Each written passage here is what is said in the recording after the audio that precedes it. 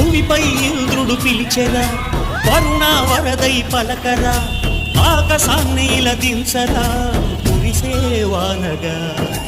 మారని యాతన తీర్చగా, మాతరాతలు మార్చగా, ఈ జల యజ్ఞము సాక్షిగా తలనే వంసరా.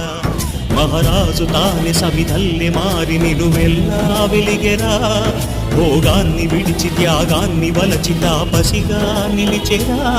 జనక్షేమమే తన సంకల్పముగా, తన ఊపిరి హోమజ్వాలనుగా, స్వర్గాన్ని శాసించెనుగా, అమృతమును ఆహ్వానించెనుగా.